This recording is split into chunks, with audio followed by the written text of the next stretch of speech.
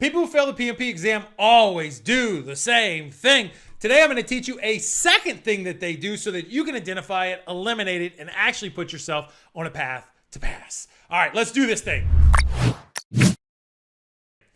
It's Scott's PMP Success Secrets with Scott podcast for today. Today, we're talking about the actions that people take that dictate their success. Now, we've put a bunch of people through. We have the highest PMP pass rate in history. Anybody wants to challenge us, come at me, bro. And what we have is we've identified some practices, some habits, some things that are out there that people who do them, it sets them on a path where they have a much higher probability to fail. And what we like to do is identify those quickly, explain kind of what the root is, help them unearth that, kill that off, and go on a new path, a new practice, a new habits, okay? And that makes all the difference in the world. So last week, we talked all about another one, about the data dump and how it's the devil. Today, we're going to talk about the number of questions that you take. So people that are on the path to failure a lot of times come to me and go, Scott, I got something good to tell you. I've taken 4,527 questions. How many more do I need to take before I'm ready to pass the exam? And I go, well, I don't know, and I don't think it's knowable in the way you're thinking about it. So that confuses people, but it starts the conversation. So one of the things that they do is they take a bajillion questions. Now, one of the things they don't do, and I commend them for their tenacity, their chutzpah, their push through, their commitment for taking a lot of questions. Awesome. But what they don't do is they don't squeeze learning out of every single question. Right? So if I had to choose from a high level, two people, a person that takes a bajillion questions or a person that takes 100 questions, I'd choose the person that takes 100 questions. I know this is at a high level, but if the person that took 100 questions really sat on the questions, thought about the questions, contemplated why, looked at the answers, got feedback, really challenged themselves to say, man, everything in my gut led me to B and it was wrong. I don't understand why. They set time and they wrapped their arms around it and brought somebody else in to say, what did you see me doing that I did wrong? Or what do I think about B that's not correct? Those people, superstars. It might not be overnight, but they get there pretty darn quick. So those people who are out there that are taking 1,000 million questions, and what happens really is you start to recognize patterns in, it's B. And you start to cheat yourself. You become snowblind or blind to the actual learning that's available. And you lose the effect of taking questions.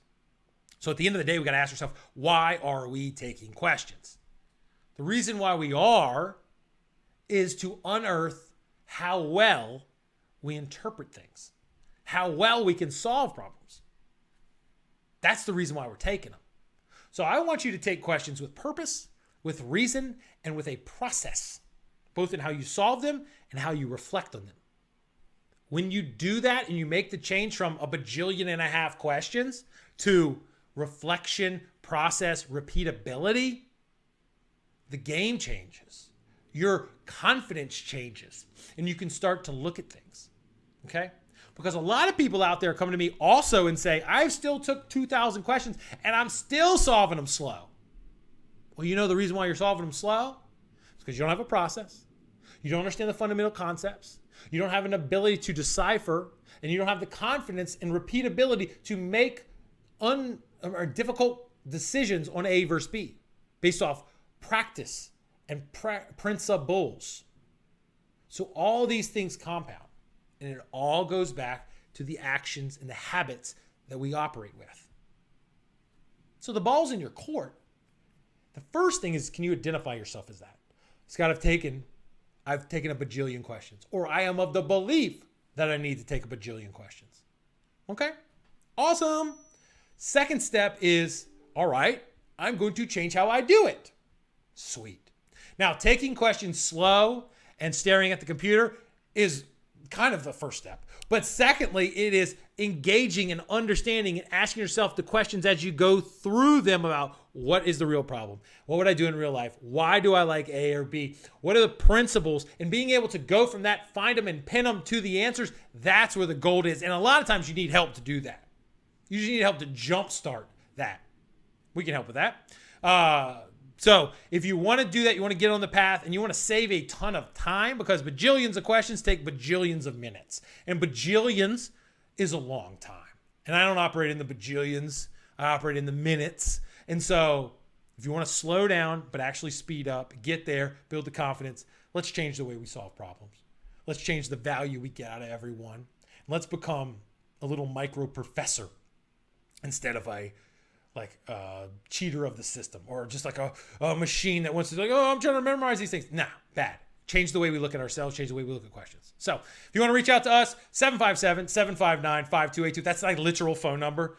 Try me. Scott at pmmasterprep.com. Email me, seriously. Or go to our website, click on we got free resources on how to solve problems. We have a template that will walk you through it. If you like that, dude, just follow it. It'll help you out a ton. And go there and get the Scott's perfect question solving process, because it's perfect. I can't figure out a damn way to make it better, but I will.